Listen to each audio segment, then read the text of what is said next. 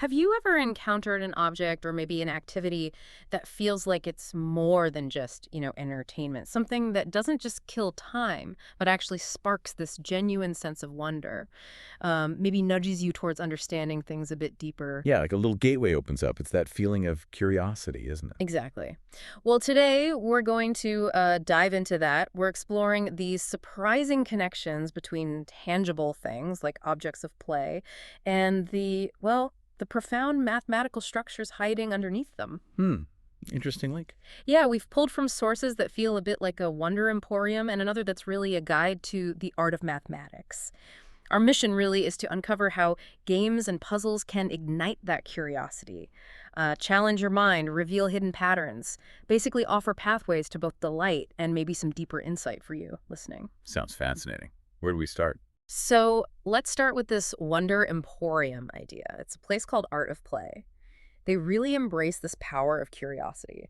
Imagine stepping into their actual shop. It's in Brooklyn on Atlantic Avenue, Oh, near Brooklyn Bridge Park. oh, okay. Prime spot. Totally. And it's described as like one of the most beautiful shops in New York City. Warm, welcoming, a bubble of wonder is how someone put it. Good music, plants everywhere, and just this open invitation to actually play with things. You get the sense it's designed for you to just explore. Right. And that physical environment, that whole philosophy, it seems very intentional. It's about uh, igniting that spark, Yeah. right? That potential within everyone. The way a space is curated, it can absolutely create a sense of calm or inspiration. It encourages discovery just by inviting you to interact. Yeah. Art of Pre really shows how, curating things for open-ended exploration can bypass those usual learning hurdles. Discovery feels more natural, almost irresistible. And the range of items they have, it's pretty incredible. They categorize things in a way that really highlights this blend of art, play, and maybe that underlying structure we talked about. You've got puzzles like intricate ones, bird and cage is mentioned, mechanical puzzles, brain teasers, that games cards, board games, strategy, chess, classic stuff too. And toys, but interesting ones like the Helicone or the CMYQ, even home goods. Home goods, like what? Yeah, things like a Lido book lamp or an illusion table, and of course, a wide selection of books, art, science, philosophy, puzzles. So it's definitely not just, your standard toy store fare. Not at all. These feel chosen. Exactly. And that curation is key. They have these specific collections like STEM learning. Science, technology, engineering, arts, math. Precisely. And others called conversation pieces, or items featured by at Physics Fun. These specific groupings, they suggest there's a deeper value here, something beyond just playing. It makes you ask, well, how does this intentional design play into something more, something that actually educates or sparks dialogue? It really feels like every object is meant to provoke thought. And get this, there's more.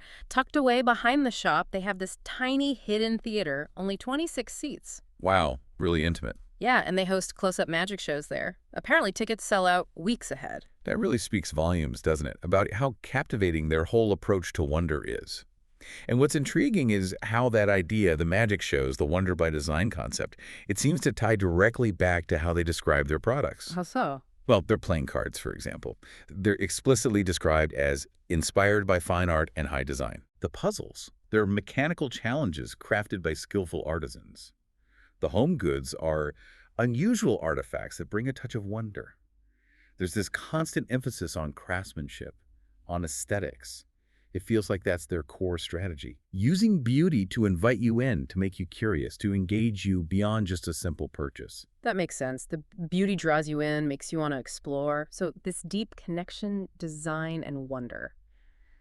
It's not just about physical things, is it? It feels like it goes deeper into how we think. Exactly. We're kind of shifting now from that tangible designed wonder of objects towards the deeper intellectual structures they might reveal, which brings us to this book, Discovering the Art of Mathematics, Games and Puzzles. Right. And this book's purpose is really to empower you, the explorer, the listener, to investigate those connections. The links between mathematical ideas and the structures you find in games and puzzles. It's not just about what they are, but crucially, why they matter. Understanding the principles behind the fun, you could say. The mechanics behind the magic. Precisely. Showing the math isn't just some abstract thing locked away in textbooks. Okay, so the book uses examples like the Rubik's Cube. We've all seen one, probably been frustrated by one. What's the big mathematical lesson hiding in that colorful cube. Well, the core mathematical insight connects to something called group theory. Okay, sounds complex. It can be, but basically it's the study of symmetry and transformations, Yeah. which is exactly what you're doing when you twist and turn at the cube, right? You're applying sequences of moves, transformations. Ah, okay. I see that. But maybe even more importantly, beyond the pure math, the source highlights this profound educational impact. It mentions how engaging with the Rubik's Cube actually helped students. Well, it helped them change their beliefs about their own mathematical abilities. Really? Yeah, they became more persistent, more confident, more creative in problem solving generally. It shows that play isn't just messing around. It can be a powerful tool for personal growth, for overcoming those mental blocks we sometimes have about subjects like math. That's a fantastic point. It lowers the barrier to entry, doesn't it? A physical puzzle feels less intimidating than an equation. Exactly. It lets you build those problem-solving muscles in a low-pressure way. So, what other examples does the book use? You mentioned Sudoku earlier. Right. Sudoku, most people see it as, a number grid pastime. Guilty. But the book argues it has this intricate mathematical structure. It's about permutations, constraint satisfaction, Correct. filling things in based on rules. Okay. And the surprising connection it draws is to techniques used in things like medical imaging. Medical imaging, how? Well, think about how medical imaging algorithms reconstruct a complex picture, like an MRI scan, from limited data points. Mm. It's sort of analogous to filling in that Sudoku grid based on the numbers you already have. There are underlying mathematical principles that connect them. Wow, okay. Never would have thought of that. It also mentions connection games, like Hex, showing how understanding the math reveals patterns you can use in your strategy. Makes sense. And even a simple game with piles of objects, it connects that to how computers think, using binary principles. So these aren't just toys. They're like little windows into complex systems. Pretty much. And if you synthesize all of this, Mm. this approach, looking at math through games and puzzles, it makes complex ideas much more accessible, right? More engaging. Definitely. It's demonstrating that knowledge is really most valuable when you understand it deeply enough to apply it.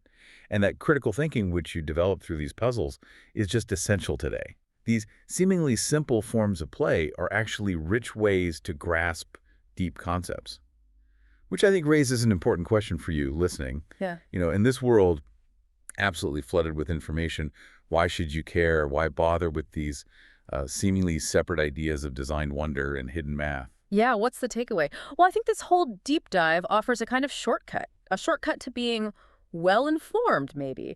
It reveals that play isn't just recreation, it's actually a powerful way to gain knowledge, sometimes quickly, but definitely thoroughly.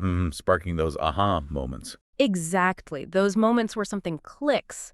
And importantly, it helps you avoid that feeling of being overwhelmed by information because it gives you these concrete, engaging ways to absorb complex stuff. Engaging your brain in a way that's actually fun, but also really enlightening. Yeah. So whether it's through, a beautifully designed object from a place like Art of Play that just sparks your curiosity. Or by digging in and unearthing the mathematics behind a simple game. Right. This whole world of puzzles and play just offers these endless opportunities to learn and, frankly, just be amazed. It's a constant source of discovery. Totally. So maybe a final thought for you to consider. As you go about your day, think about engaging with just a simple puzzle or maybe a game you enjoy. Let your curiosity lead. You might just reveal an unexpected art of mathematics hiding in plain sight in your own life. Or even spark a whole new interest, a new path you never saw coming. Exactly. You never know where that spark of wonder might lead.